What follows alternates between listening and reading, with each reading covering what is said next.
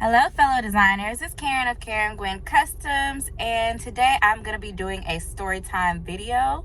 I am sitting in the car charging my phone because we had a storm today that knocked our power out, and I thought while I'm sitting here, why don't I film a little content and just share with you guys a story time about a difficult client that I had. So if you want to hear what happened in this story, stay tuned. But before you do, make sure you like, comment, subscribe, click the notification bell so you get notified every time I upload, and share this video with a friend that you think might also be interested in my content. Let's get into it. So this story takes place a couple years ago, and it is about a prom client. The way that I usually do my dresses is that I allow my customers to bring me an inspiration photo of a dress that they like, that they can see themselves wearing, that they're kind of in love with, and then we use that as a starting point to develop a final design for them. So this client brought me an inspiration photo of a well-known designer, and we changed up a few little things because what I quoted her for what would have been considered more of a replica, she wasn't willing to pay. So we changed up some things that would have knocked the price down by, I think, like $100 or $200. And she came in for her consultation. Now, during the consultation, we're not just doing measurements. We're looking at your inspiration photo and changing things around based on your personal preference. So if the dress has a really low like V cut and you are a more conservative person, you don't want to show as much cleavage, then we change the amount of cleavage revealed. It could be a backless dress. Maybe you don't want your back out. Maybe you want to add a cutout or something like that. So we go over all those little details during the consultation. Now, this client, her dress was actually being paid for by a family member. However, the family member did not come to the consultation appointment. So the client came by herself to the consultation, and we went over everything, just me and her. Also, I want to add, back during this time, because I was a little bit less experienced than I am now, I wasn't doing contracts. So everything was kind of off of like the honor system of, you're going to pay me your deposit, I'm going to trust you to come back and pay your balance. And whatever we discuss here, I'm going to trust that you're not going to try to flip-flop on me later and claim that I didn't do what we discussed, which was a big mistake on my part. So, this client, she was a little bit more on the conservative side. The dress had very low cleavage, and she was kind of a little bit more flat-chested, so she just didn't want to have that deep of a V-cut in her dress. And then the dress also had kind of like cutouts on the side where it wasn't just like straight skin, but it was see-through. And I asked her if she wanted those cutouts, and she said, no, I don't want the cutouts. I just want the dress to be the same material all the way from shoulder to knee, and then it was going to have a train.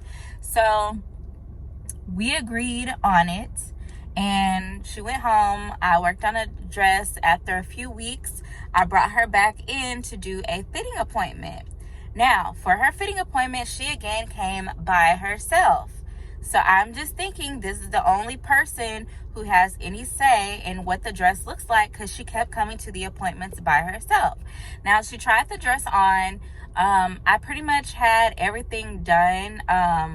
The shoulder straps, I was going to make them a little bit more narrow because they were kind of hanging over the edge of her shoulder. So I hadn't perfected that pattern yet. It didn't have any cutouts. The cleavage was where she wanted it to be, and all I had to do was hem the neckline. Like, she was so happy and in love with the dress. Like, when she left, she was just on cloud nine because she was so excited about how it was gonna look, and I was excited too. I was pretty much like finished with the dress, and all I was gonna do was be doing the finishing touches, putting horsehair in the train, hemming the neckline, and making those shoulder straps like a little bit thinner. And then the back was it was pretty much backless, and it had like crisscross straps across the back. So it was already like fairly naked to begin with for a high school student. And she was, like I said, she was just really happy with how the dress looked. So I was ready to finish it and move on to the next thing. So a few hours after she leaves, she texts me and she says, "Hey, my aunt said the dress doesn't look like the picture. Can we do the side cutouts?" First of all, one, the dress doesn't look like the picture because you didn't want to pay for the dress in the picture. The dress in the picture was over your budget. So we changed things to make the dress more along your budget. Two, it also doesn't look like the dress in the picture because you told me you didn't want side cutouts. So I didn't do any cutouts, and I finished the dress without cutouts because you said you didn't want no cutouts. That's another reason why it doesn't look like the dress in the picture.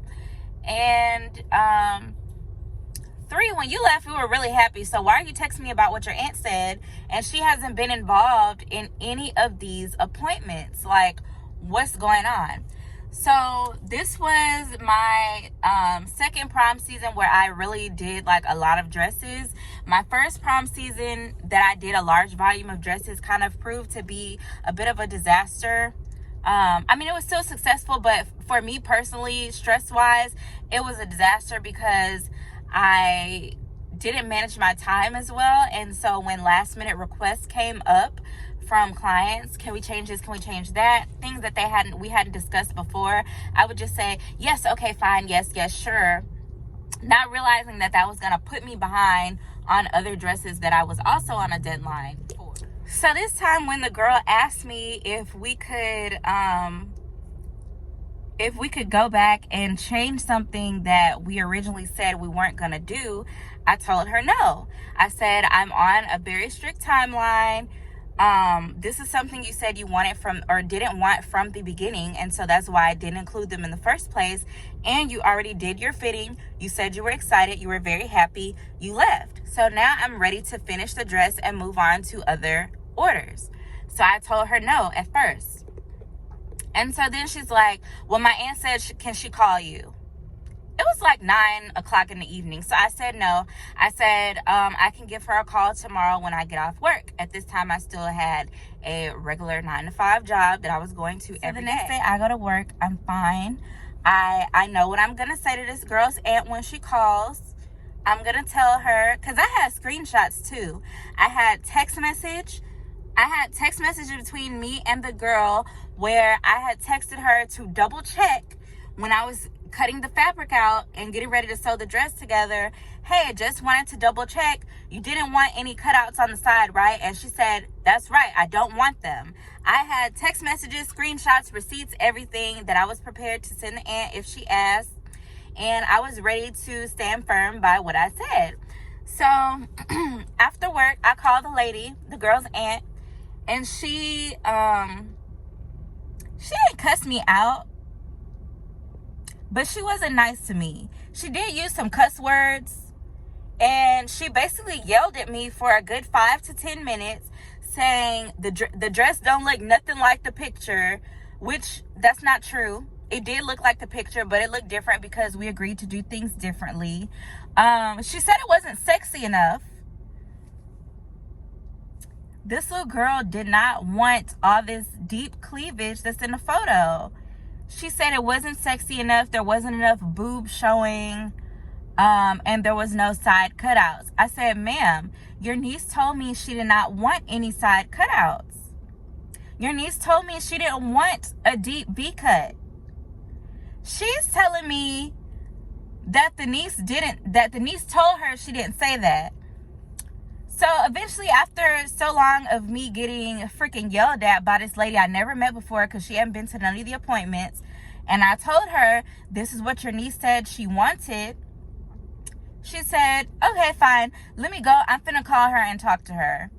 And I told her, I'm going to send you the screenshots of what she and I agreed on, and that's why I did the dress the way I did it, and it's going to slow me down if I have to go back and change things that I already asked her about and she said she did or didn't want. So we got off the phone. I sent her the screenshots. So about an hour after me and the aunt get off the phone, the aunt sends me a screenshot text conversation between her and her niece. And she's asking her, well, the lady said you loved the dress. Why would you tell her that when you didn't actually like it?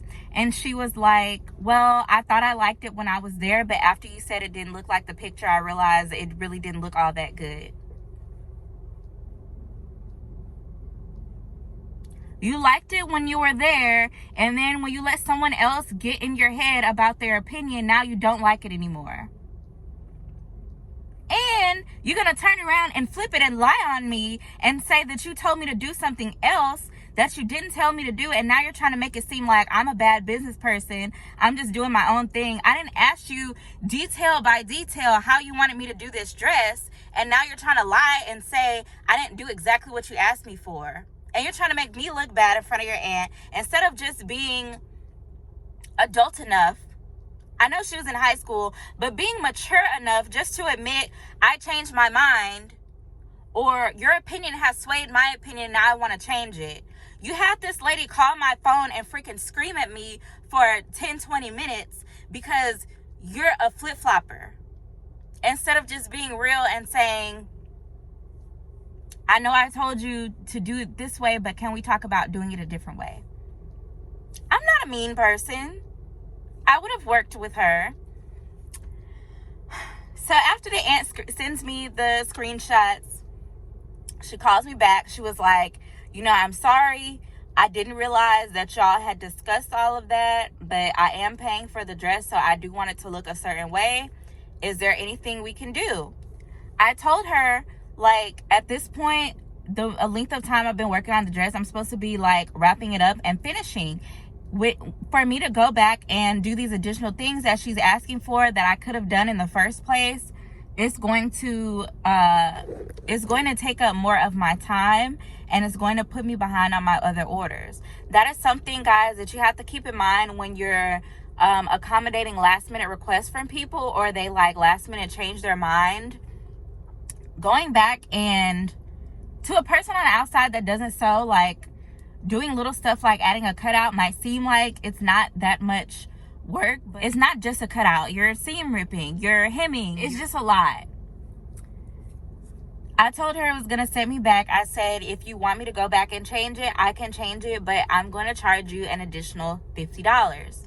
That was the price that I set for myself. I don't know if other people might charge more or charge less, but for me, that I was comfortable with wasting my time for $50. Because she could have told me she wanted the cutouts in the first place, or even discussed with her aunt before she went off on her own direction with the dress, and saved everybody some time. And I told her that she needed to pay me the $50, even though she still had an additional balance due before I finished the dress. She needed to pay me that $50 before I made any additional changes on the dress. So that weekend, her and her aunt came so that we could all look at the dress together, discuss the dress together, and agree on the changes together. And y'all know what else I did? I printed out an agreement for them both to sign, because remember, I wasn't doing contracts at the time. I printed out an agreement. I listed out every single change I was going to be making to the dress, from the fitting to the completion, so that we could all agree on it. And I let her know any further changes I may or may not be able to do. And if you want to change something else, it is going to cost you extra money. And after that, they were happy. They also brought an additional aunt. So the girl and her aunt that had been screaming at me on the phone came, and then the aunt brought another sister of hers along. And the lady, when she looked at it, she was like, the dress really don't look that bad. It's actually really pretty. So there was nothing wrong with the dress I made. It was just a matter of them being very picky about little details, which is fine. It's custom. But what wasn't fine was that you told me to do something one way, then you lied on me, then you had a family member screaming at me who had never even been involved in the process. And we could have just saved all of that headache by you just maybe even involving your aunt in the appointments from the beginning, or letting her know what specific changes you were going to be making from what you sent me in your inspiration photo. So what I learned from that experience, because like I said, I wasn't doing contracts back then.